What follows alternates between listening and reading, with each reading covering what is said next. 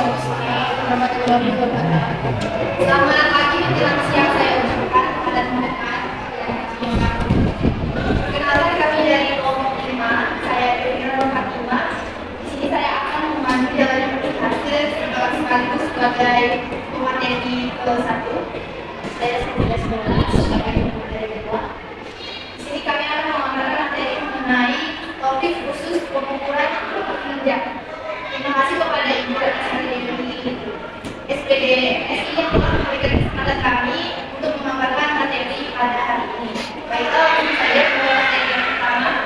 Untuk kita akan mengetahui pengukuran kinerjanya, jadi kita harus mengetahui dulu apa itu pengertian dari kinerja.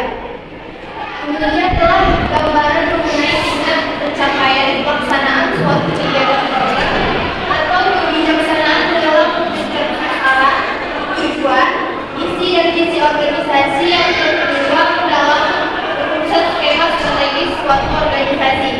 Nah, ini tertuang dalam peraturan pemerintah nomor 8 tahun 2006 tentang pelaporan keuangan dan kinerja instansi pemerintah yang menyatakan kinerja adalah keluaran atau hasil dari kegiatan program yang hendak atau telah dicapai sehubungan dengan penggunaan anggaran dengan kuantitas dan kualitas yang sudah terukur. Selanjutnya ada tujuan dan manfaat dari pengukuran kinerja sektor publik. Di sini ada 6. Yang pertama, untuk mengetahui tingkat tercapaian tujuan organisasi.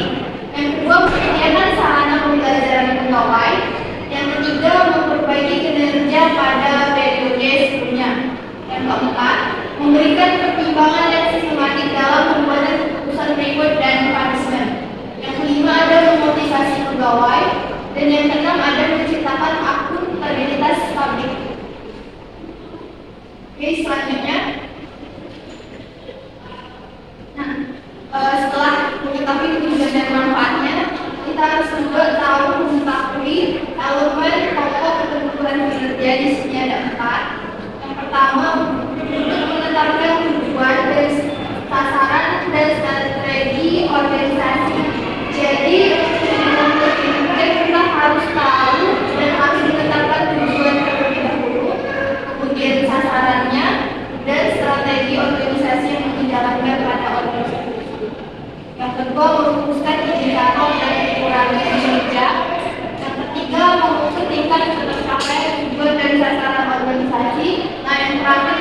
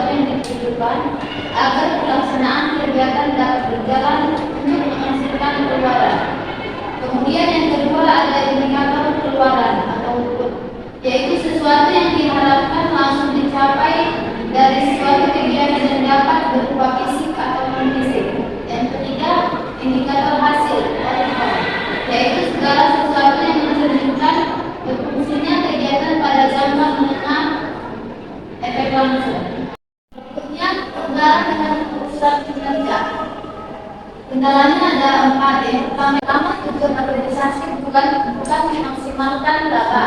Yang kedua, sifat output tidak berunsur. Yang ketiga, kendala itu jalur tidak mempunyai hubungan secara langsung. Dan yang keempat, berhubungan dengan kepuasan masyarakat. Kemudian selanjutnya di sini ada isu tentang pengukuran kinerja. Nah, di antara 4 isu ini menjelaskan bahwa isu yang kami dapat itu tentang kasus suap, yaitu contohnya itu ketua BPK terbukti melanggar kode etik. Adapun pertanyaan yang ditimpa dari kasus ini adalah bagaimana hubungan kode etik dengan perilaku etik. Kemudian apa yang direkomendasi yang diharapkan dapat memperbaiki kesenjangan dalam praktik kinerja BPK.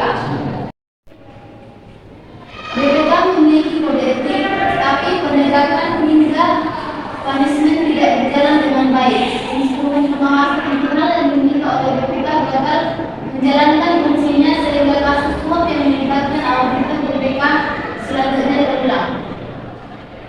Padahal BPK adalah salah satu lembaga yang mestinya menjadi garda terdepan dalam pemberantasan korupsi.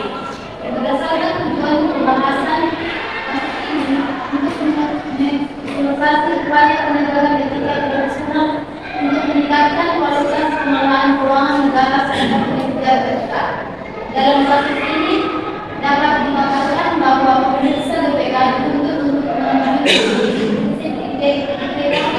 etika kinerja, yakni independensi, integritas, dan profesionalisme dalam menjalankan fungsi pemeriksaaannya.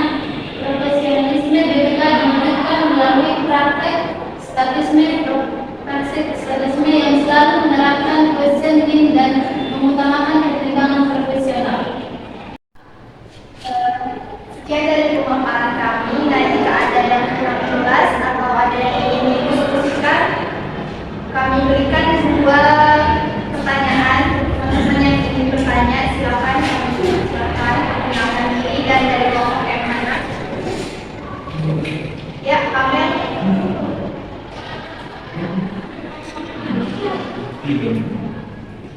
Assalamualaikum warahmatullahi wabarakatuh. Waalaikumsalam warahmatullahi wabarakatuh. Saya Amelia Adariani dari kelompok 3 ingin bertanya, dimana pertanyaannya itu adalah apa sih dampak jika tidak ada indikator kinerja dalam pengukuran kinerja?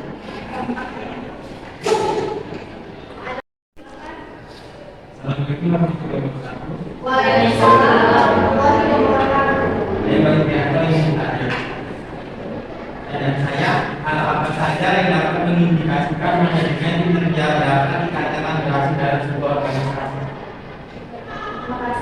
Terima kasih kepada teman-teman yang bertanya. Izinkan kami beri waktu sebentar untuk menjawabnya. Baiklah, saya akan menjawab pertanyaan dari Kak Melia Adariani dari kelompok 3, di mana pertanyaannya bagaimana jika tidak ada indikator kinerja dalam pengukuran kinerja. Nah, jawabannya itu jika tidak ada indikator kinerja, maka sulit bagi kita untuk menilai tingkat keberhasilan dan ketidakberhasilan maupun program atau suatu organisasi yang sudah dijalankan. Nah, contohnya ini, tanpa kita sadari, kita yang sedang kuliah juga dilakukan pengukuran kinerja. Salah satunya yaitu pengukuran kinerja yang sudah terukur atau kuantitatif, yaitu misalkan indeks prestasi kumulatif dari IPK. Nah, ini kita bisa membuat suatu evaluasi perbaikan ke depan apabila ternyata hasilnya itu tidak optimal, gitu kan. Jadi perlu membuat evaluasi. Evaluasi itu tadi sudah ada di dalam indikator kinerja. Nah, jadi itu yang terjadi jika tidak ada indikator kinerja yang kita buat. Nah, apakah bisa diterima saja?